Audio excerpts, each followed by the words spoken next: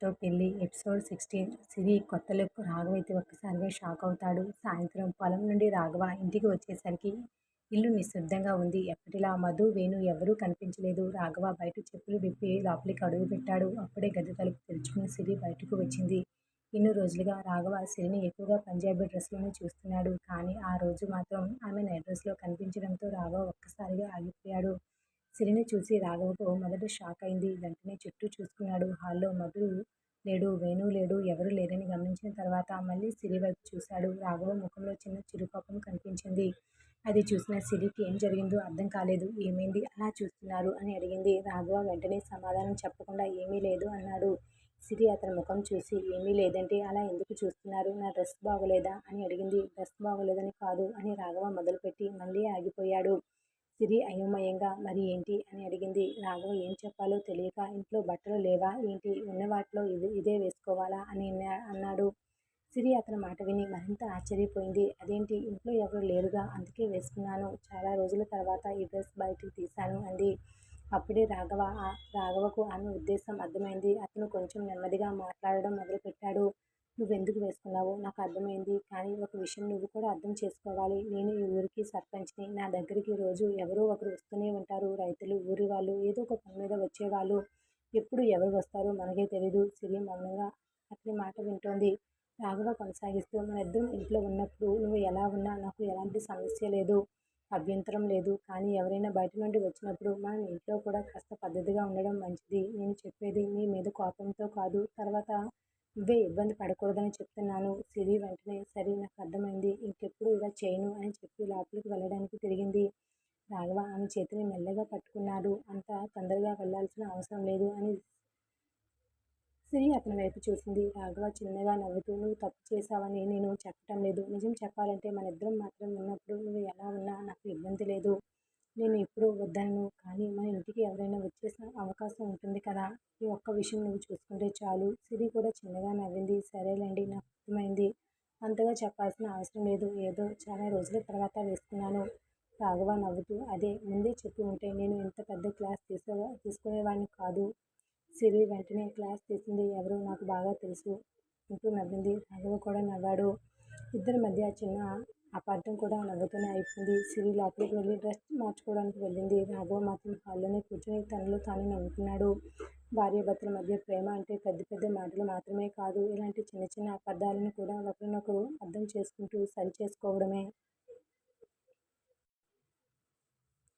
మరుసటి రోజు ఉదయం రాఘవ తెల్లవారుజామునే లేచాడు. పొలంలో నిన్నటి వర్షం వల్ల నీరు నిలిచిందని మధు ముందు రోజే చెప్పడంతో అల్పాహారం కూడా పూర్తి చేయకముందే పొలానికి బయలుదేరాడు.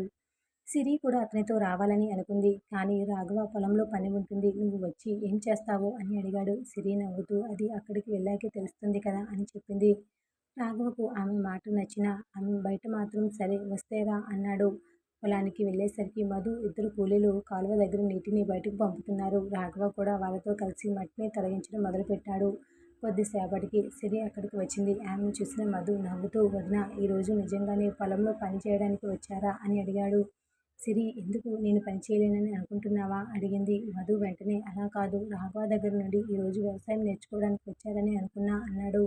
రాఘవ దూరం నుండి వాళ్ళ మాటలు విని నవ్వుకున్నాడు. సిరి అతని దగ్గరికి వెళ్ళి, ఏం చేయాలి చెప్పండి అని అడిగింది. రాఘవ ఆమె చేతిని ఒక చిన్న పనిముట్టు ఇచ్చి, ముందు ఈ కాలువ దగ్గర ఉన్న మట్టిని పక్కకు తీయాలి, కానీ జాగ్రత్తగా చేయాలి అన్నాడు. సిరి మొదట చాలా ఉత్సాహంగా పని మొదలుపెట్టింది. 2 నిమిషాలకే చేతులకు మట్టి అంటుకుపోవడంతో అతని వైపు చూసింది. ఇది మీరు రోజూ చేస్తారా అని అడిగింది. రాఘవ నవ్వుతూ, ఇది వ్యవసాయం. ఉదయం పొలానికి వస్తే సాయంత్రం చేతులకు మాత్రమే కాదు, మనసుకు కూడా మట్టితో నిండిపోతుంది అన్నాడు. సిరి అతని మాట విని నవ్వుతూ, మరి ఇంత కష్టపడి పంట పండించిన తర్వాత ఎవరో వచ్చి పంట ధర తగ్గిస్తే అని అడిగింది. రాఘవ ముఖంలో నవ్వు కాస్త తగ్గింది. అదే రైతు బాధ. విత్తనం వేసినప్పటి నుండి పంట చేతికొచ్చే వరకు మనం కష్టపడతాం, కానీ చివరిలో ధర మన చేతిలో ఉండదు అన్నాడు. సిరి కాసేపు మౌనంగా అతన్ని చూసింది. ఇంతవరకు రాఘవ సర్పంచ్ గారి ఊరి సమస్యలను పరిష్కరించడం మాత్రమే చూసింది. కానీ తన పొలం కోసం అతను పడే కష్టాన్ని ఇప్పుడు మొదటిసారి దగ్గరగా చూస్తుంది. మీరు ఇంత కష్టపడతారని నాకు తెలీదు అని మెల్లగా అంది. రాఘవ నవ్వుతూ, ఇప్పుడు తెలిసింది కదా, ఇకపై పొలానికి వచ్చేటప్పుడు మంచి చెప్పులు వేసుకునిరా అని అన్నాడు.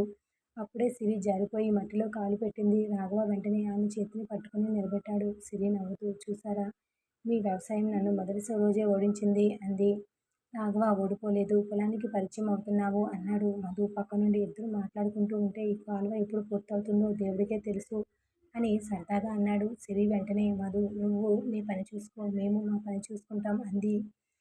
మధు నవ్వుతూ అదే చేస్తున్నా వదినా అని చెప్పి పనిలో పడిపోయాడు. రాఘవ కూడా నవ్వుతూ సిరి వైపు చూశాడు. ఆ రోజు పొలంలో పని ఎక్కువగా ఉన్న సిరికి మాత్రం అది మొదటిసారి రాఘవ జీవితాన్ని దగ్గరగా చూసిన రోజులా అయింది. మధ్యాహ్నం అయ్యేసరికి అందరూ చెట్టు కింద కూర్చుని భోజనం చేశారు. సిరి ఇంటి నుండి తీసుకొచ్చిన అన్నం కూర అందరికీ పెట్టింది. రాఘవ మొదటి ముద్ద వేసుకుని ఈ కూర మిరపకాయలు బాగానే ఉన్నాయి అన్నాడు. సిరి వెంటనే ఇంట్లో కూర ఘాటుగా ఉంటుందని చెప్పిన విషయం ఇంకా గుర్తుంది అని అడిగింది. రాఘవ నవ్వుతూ అదెలా మర్చిపోతాను అన్నాడు. సిరి అతన్ని చూసి నవ్వింది. అయితే ఈరోజు కావాలని బాగా చేశాను, మళ్ళీ నన్ను ఆట పట్టించకూడదు అంది. రాఘవ సరే, ఇక నీ వంట మీద ఎలాంటి ఫిర్యాదు లేదు అన్నాడు. మధు వెంటనే రాఘవ, వదిన వంట బాగుంటే నువ్వు ఇంత సైలెంట్గా ఎందుకున్నా ఉన్నావు అని అడిగాడు. రాఘవ నవ్వుతూ నువ్వు తింటున్నావు కదా, నువ్వే చెప్పు అన్నాడు. అందరూ నవ్వుకున్నారు. సాయంత్రానికి పొలంలో నీరు బయటకు వెళ్ళిపోయింది. రాఘవ పంటను ఒకసారి పరిశీలించి సంతృప్తిగా ఊపిరి పీల్చుకున్నాడు. సిరి అతని ముఖంలో కనిపించిన ఆ సంతోషాన్ని చూసి పంట బాగుందా అని అడిగింది. రాఘవ పచ్చగా కనిపిస్తున్న పొలాన్ని చూస్తూ అవును, ఇంకొన్ని రోజులు ఇలాగే ఉంటే మంచి దిగుబడి వస్తుంది అన్నాడు. సిరి మెల్లగా నవ్వింది. అయితే ఈసారి మీ పంటలో నా వాటా కూడా ఉంటుంది. రాఘవ ఆమె వైపు తిరిగి నువ్వు కూడా కష్టపడ్డావు కదా, నీ వాటా ఖచ్చితంగా ఉంటుంది అన్నాడు. ఆ మాటకు సిరి సంతోషంగా నవ్వింది. కానీ వాళ్ళిద్దరికీ తెలియదు, ఆ సాయంత్రం పొలం దారి పక్కన నిలబడి వాళ్ళిద్దరినీ గమనిస్తున్న ఒక వ్యక్తి ఉన్నాడు. అతను రాఘవను కాదు, సిరిని గమనిస్తున్నాడు.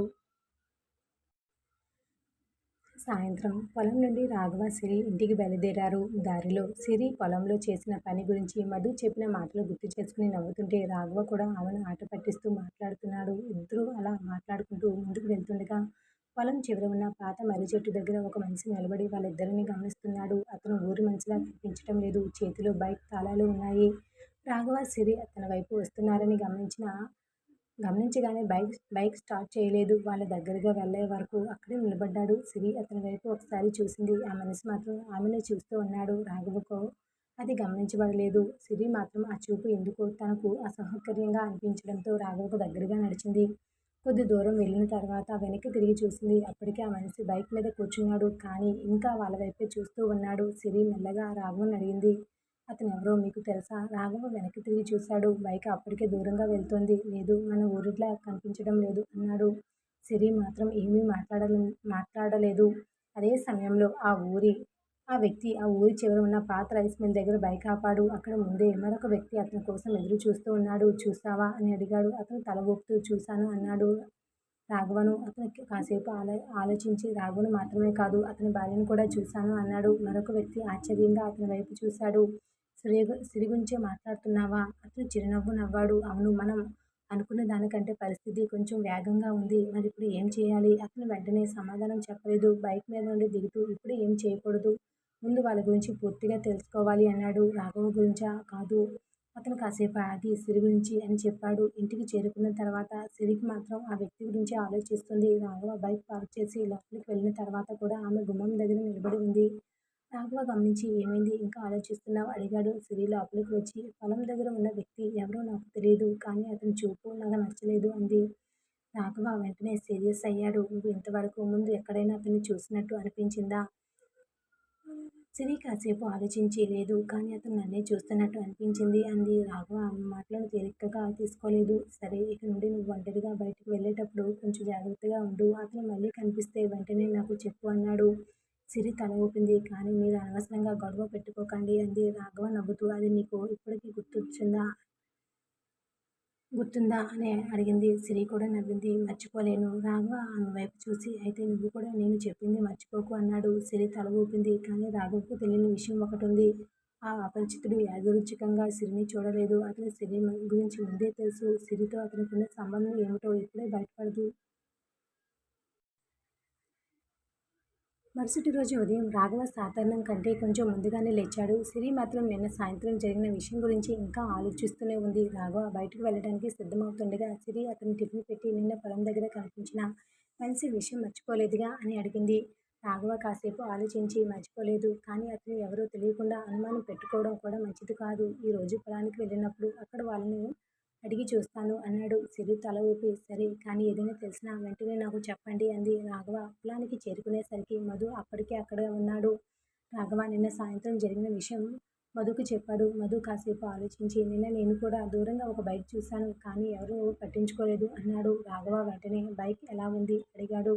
మధు గుర్తు చేసుకుని నలుపు రంగులో ఉంది, నెంబర్ మాత్రం గుర్తులేదు అన్నాడు. ఇద్దరు మాట్లాడుకుంటూ ఉండగా పక్క పొలంలో పనిచేస్తున్న ఓ రైతు వాళ్ళ దగ్గరికి వచ్చాడు. నిన్న సాయంత్రం మీరు వెళ్ళిన తర్వాత ఒక కొత్త మనిషి ఇక్కడ చాలాసేపు తిరిగాడు. మా దగ్గర కూడా నీటి దారి గురించి అడిగాడు అన్నాడు. రాఘవ వెంటనే ఏం అడిగాడు అని ప్రశ్నించాడు. ఈ పొలం ఎవరిది? రాఘవ ఎప్పుడు వస్తాడు? పక్క దారిలో నుండి ఊరికి వెళ్ళడానికి ఇంకొక మార్గం ఉందా? అలాంటివి అడిగాడు అని రైతు చెప్పాడు. రాఘవ ముఖం కాస్త సీరియస్ అయింది. అతను రాఘవ గురించి ఎందుకు అడుగుతున్నాడు అని మధు ప్రశ్నించాడు. రాఘవ మాత్రం వెంటనే సమాధానం చెప్పలేదు. ఇది సాధారణ విషయం అయితే పర్లేదు కానీ వరుసగా 2 సార్లు కనిపించడం కాస్త అనుమానంగా ఉంది అన్నాడు. అప్పుడే వేణు అక్కడికి వచ్చాడు. ఇద్దరి ముఖాలు చూసి ఏమైంది? ఉదయం నుండి ఇద్దరు పోలీసుల్లా కనిపిస్తున్నారు అడిగాడు. మధు విషయం చెప్పగానే వేణు కూడా కాసేపు ఆలోచించాడు. తర్వాత నిన్న సాయంత్రం నేను టీ కొట్టుకు వెళ్ళినప్పుడు ఒక కొత్త బైక్ కనిపించింది. అదే అయి ఉండొచ్చు అన్నాడు. రాఘవ వెంటనే అది చూసిన చోట గుర్తుందా అని అడిగాడు. వేణు తల ఊపుతూ గుర్తుంది కానీ ఇప్పుడు అక్కడ ఉండకపోవచ్చు అన్నాడు. రాఘవ బైక్ స్టార్ట్ చేస్తూ అయినా ఒకసారి వెళ్ళి చూద్దాం అన్నాడు. ముగ్గురు ఊరి చివర ఉన్న పాత రైస్ మిల్ వైపు వెళ్లారు. అక్కడ బైక్ కనిపించలేదు కానీ మిల్లి వెనుక ఉన్న మట్టి దారిలో కొత్తగా బైక్ టైర్లు గుర్తులు కనిపించాయి. మధు కిందకు వంగి ఆ గుర్తులను చూసి ఇవి నిన్నటి వర్షం తర్వాత పడిన గుర్తుల్లా ఉన్నాయి అన్నాడు. రాఘవ చుట్టూ చూశాడు. దారి నేరుగా పాత గోదాం వైపు వెళ్తుంది. ముగ్గురు అక్కడికి నడిచి వెళ్లారు. గోదాం తలుపు తాళం వేసి ఉంది కానీ తలుపు పక్కన నేలపై ఒక చిన్న కాగితం ముక్క కనిపించింది. రాఘవ దాన్ని తీసుకుని చూశాడు. అందులో కొన్ని సంఖ్యలు, ఒక తేదీ మాత్రమే ఉన్నాయి. వేణు వెంటనే ఇది చూసి ఏదో పెద్ద రహస్యం అనుకోవద్దు, ఎవరి బిల్లైనా కావచ్చు అన్నాడు. మధు నవ్వుతూ అందుకే మీకు ఏ కేసు అప్పగించరు అన్నాడు. రాఘవ మాత్రం ఆ కాగితాన్ని జేబులో పెట్టుకున్నాడు. ఏదైనా కావచ్చు కానీ ఈ విషయం తేలే వరకు జాగ్రత్తగా ఉండడం మంచిది.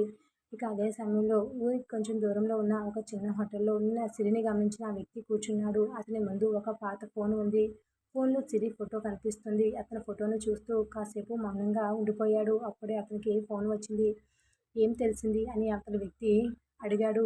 అతను ప్రశాంతంగా రాఘవ గురించి కొంత తెలుసుకున్నాను కానీ సిరి విషయంలో మనం అనుకున్నంత సులభంగా లేదు అన్నాడు. అయితే ఆమెను నేరుగా కలవడం ఇప్పుడు మంచిది కాదు. అతని వ్యక్తి కాసేపు మౌనంగా ఉన్నాడు. మరి ఎలా? అతను చిన్నగా నవ్వి ముందు రాఘవ నమ్మకాన్ని గెలుచుకోవాలి అని చెప్పి ఫోన్ పెట్టేశాడు. అదే సమయంలో పొలం నుండి తిరిగి వస్తున్న రాఘవకు మాత్రం ఒక విషయం పదే పదే గుర్తుకు వస్తుంది. నిన్న సిరి ఆ మనిషి చూపు తనకు నచ్చలేదని చెప్పింది. ఆమె మాటను ఇక తేలికగా తీసుకోకూడదు రాఘవ నిర్ణయించుకున్నాడు. కానీ ఆ అపరిచితుడు రాఘవ దగ్గరికి రావడానికి ప్రయత్నించబోతున్నాడా? లేక సిరి జీవితంలోనికి అతని రాకకు ఇంకేదైనా కారణం ఉందా? అది తెలుసుకోకముందే రాఘవ జీవితంలో మరొక ఊహించిన సంఘటన జరగబోతుంది.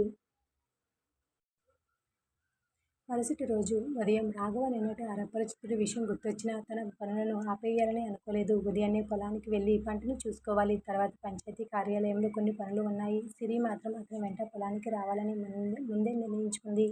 రాఘవ బయటకు వచ్చేసరికి సిరి కూడా సిద్ధంగా ఉంది. ఆమెను చూసి రాఘవ నవ్వుతూ ఈరోజు కూడా పొలానికి వస్తావా అని అడిగాడు. సిరి నిన్న ఒక్కరోజే వచ్చాను కదా, అందుకే ఈరోజు కూడా రావాలని ఉంది. నిన్న చేసిన పని కూడా పూర్తిగా నేర్చుకోలేదు అంది. రాఘవ సరే కానీ ఈసారి మట్టిలో పడిపోకూడదు అని ఆటపట్టించాడు.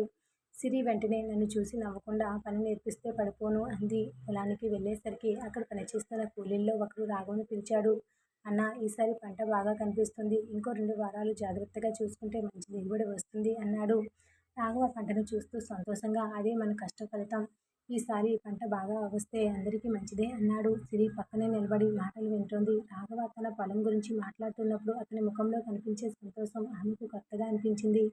సర్పంచ్ గారి ఊరి సమస్యలు పరిష్కరించే రాఘవ ఒకవైపు ఉంటే తన పొలం కోసం ఉదయం నుండి కష్టపడే రైతు రాఘవ మరొక వైపు ఉన్నాడు.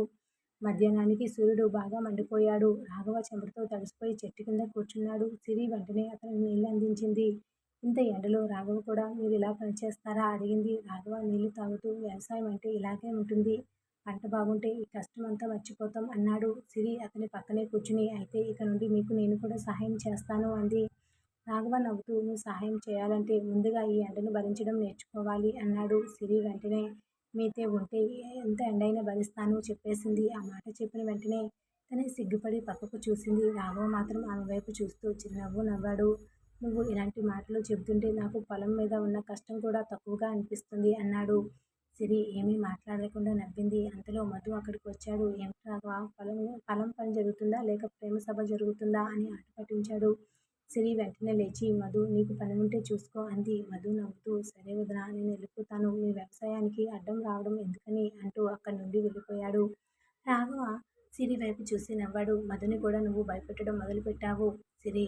మీ ఇంట్లో ఉన్న వాళ్ళందరూ నన్ను ఆట పట్టిస్తారు. నేను ఒక్కసారి సమాధానం చెప్పకూడదా అంది. రాఘవ చెప్పాలి, లేకపోతే వాళ్ళు ఇంకా ఎక్కువ చేస్తారు అని నవ్వాడు.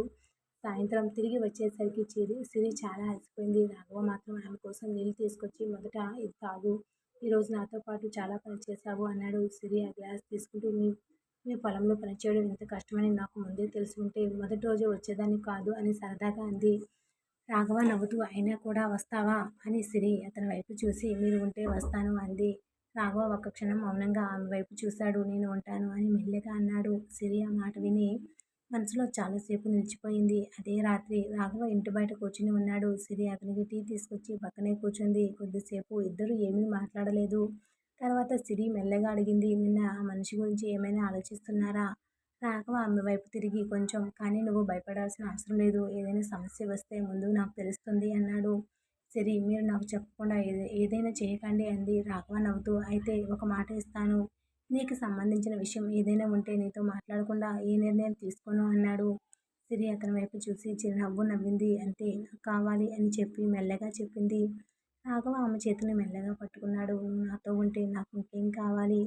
సిరి తల వంచుకుంది. ఆ క్షణంలో వాళ్ళ మధ్య ఉన్న ప్రేమ మరింత దగ్గరయింది. కానీ ఆ సమయంలో ఊరి చివర రోడ్డుపై ఒక నల్ల బైక్ మళ్ళీ ఆగింది. అదే అపరిచితుడు. ఈసారి అతను ఒంటరిగా లేడు. అతని వెనుక మరో వ్యక్తి ఉన్నాడు. ఇదే రాఘవ ఇల్లు అని అతను నెమ్మదిగా చెప్పాడు. అవతల వ్యక్తి ఇంటివైపు చూసి అయితే మొదలు పెడదాం అన్నాడు.